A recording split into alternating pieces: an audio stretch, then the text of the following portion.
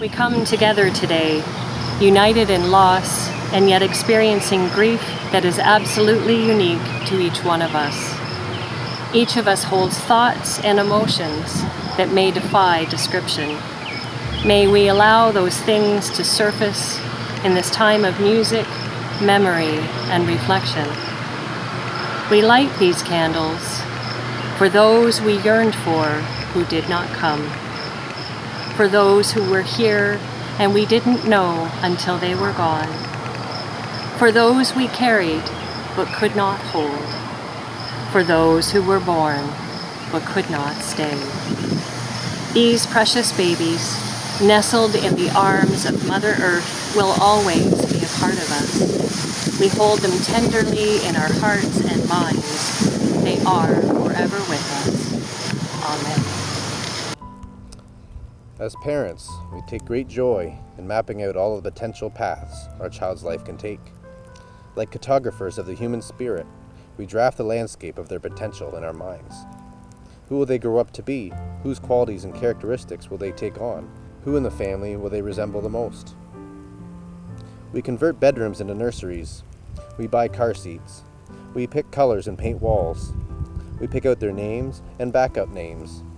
We celebrate gender reveals or choose to keep their sex a mystery. We set the foundation for the life that is to come. Our grief is a unique grief in that we will really never get to know this little person or who they would have become. Yet we grieve for all the intricate little futures we have imagined. They glimmer and flicker out like tiny fireflies in the evening sky. We can feel lonely in our unique grief as the rest of the world moves on, not quite understanding what it is to lose 1,000 little futures. With present pandemic restrictions, we are unable to physically gather today. However, we as parents of these little angels do hold a shared experience. We are not alone. And today, while not together physically, we can take comfort in knowing that we are together in our grief. We dreamed, we hoped, we suffered a loss, and to grieve that loss is the most normal thing there is. Today, we commit these little angels into the earth of this beautiful garden. This communal garden will give each of us a place to go, a place to remember for years to come. We can take comfort in knowing these gardens will be tended to with love and tenderness, much like how our memories will be tended to in our minds in the days to come. This cemetery is a hallowed place that holds generations of members of our community. Some famous, others known only to their families and friends, all cherished in their own way and leaving a lasting legacy of memories and emotions. As a representative of this municipality and as a carer of this ground, I hold a special place in my heart for all the little ones who are here. It is a tender thing to be granted the responsibility to watch over your precious babies and with gentle hands keep this garden a living memorial to your hopes and dreams for each of these children. It is our hope that this quiet garden provides a safe place for you to mourn in your own way and in your own time, knowing that you are not alone. I'd like to share a reading by an unknown author named Angel of My Tears. How do you love a person who never got to be, or try to envision a face you never got to see? How do you mourn the death of one who never got to live, when there's nothing to feel good about and nothing to forgive? I love you, my little baby, my companion of the night, wandering through my lonely hours, beautiful and bright. What does it mean to die before you were ever born? To live the lovely night of life and never see the dawn. Ah, my little baby, you lived like anyone. Life's a burst of joy and pain, and then, like yours, it's done. I love you, my precious baby, just as if you'd lived for years. No more, no less, I think of you, the angel of my tears.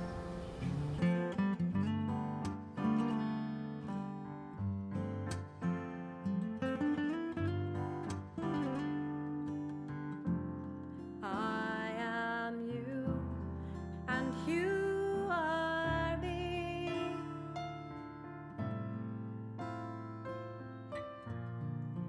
And we are still a family.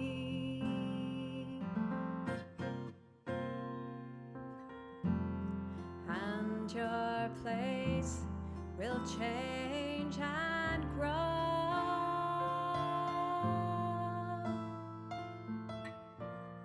As my healing continues to flow,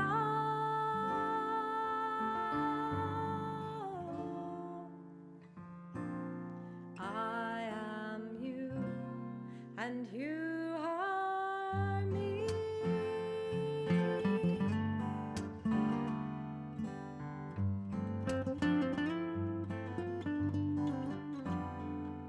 When Mother Earth reclaims your frame, and the great composer takes your spirit, let my sorrow be transformed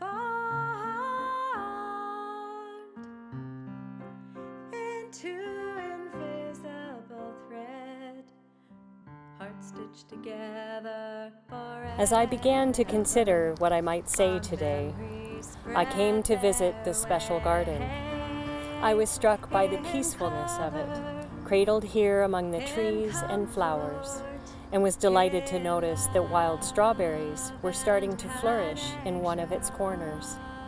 These gentle signs of life in a place that holds such loss. The symbolism of trees holds a particular place of meaning for me. They remind me that we are all interconnected through our shared experience of living on this earth. We are all children of the universe, like the trees and the stars, and we each play our part. Trees are communal. They share nutrients underground to shore each other up during times of scarcity and stress. They use various forms of communication to alert each other to danger. New generations are set free on the wind to land and flourish elsewhere. As humans, we exist in relationship with one another. Our identities are influenced by the interactions we have as we go through our days, and we often benefit from the support of our families and communities. We live in hope that our lives have lasting meaning. Trees grow in two directions, up and out with their trunks and branches, down and out with their roots. They naturally reach towards the light and root down for water or stability. Like trees, we each do what we need in order to sustain ourselves. Sometimes we reach out to others and receive shelter and support from our neighbors and our communities. Other times, we are at work below the surface, each undergoing our own processes in response to this loss. Sometimes, however, we may feel like the lone cypress, clinging to a rocky outcrop and using all of our resources to keep going. Our lives are marked and shaped by our experiences, and like trees, the wounds of our lives are often hidden deep beneath the surface, visible only when revealed to the outer world. Trees are resilient, and when bent by wind and weather, they heal over the injured places and once again stand upright. Those marks are forever recorded on their life circles and become a permanent part of each tree's story. We too are wired to survive.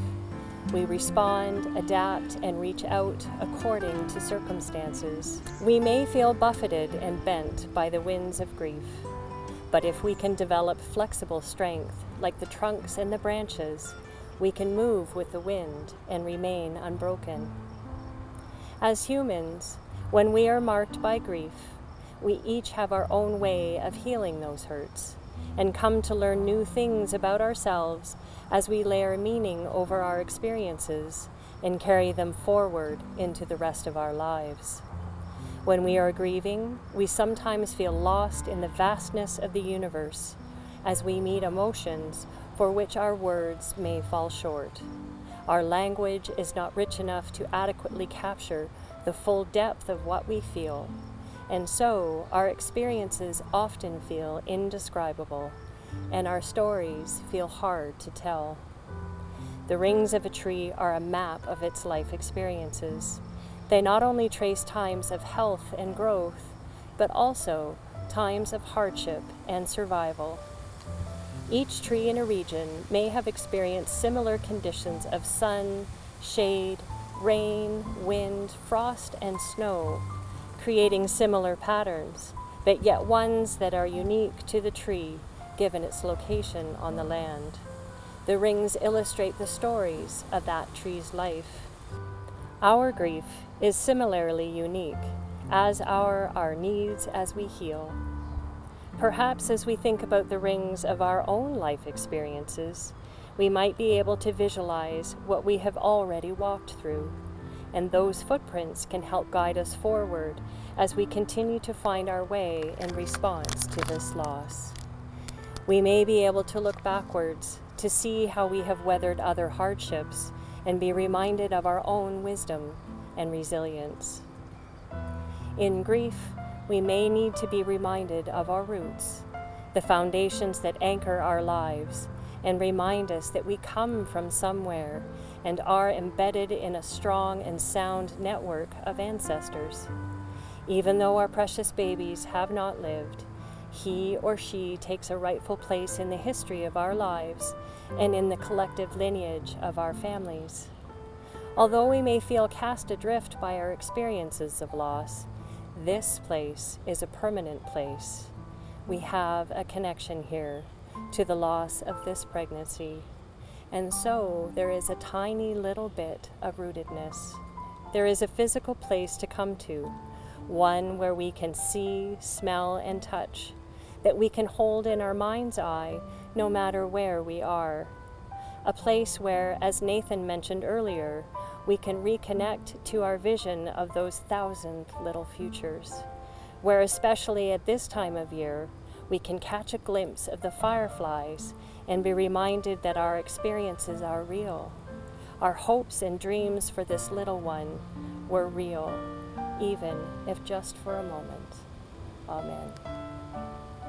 The different shapes and heights of these vases symbolically represent the unique nature of grief and signify the individual paths each of us are taking as we find our way through. As we prepare to leave this precious garden, we extinguish these candles to mark each of the losses we have experienced. Something of us can never die. We move in the eternal cycle of darkness and death, of light and life, and this candle that we now kindle is a sign of this truth. As it burns pure and bright, so may these little ones brighten and purify our lives. May this light represent the light of your love. May it be your North Star, your compass point, your inner voice guiding you onwards, knowing that no matter where life takes you, this little life goes with you. As we gather together on this summer day, our hearts and minds are filled with the thoughts of the ones we have lost. We hope the words of our hearts are heard as we think of them. We place our hope in the notion that we are supported as we cope with all things, and may we be granted the strength, perseverance, and peace that will sustain us as we face each new day as it unfolds. Amen.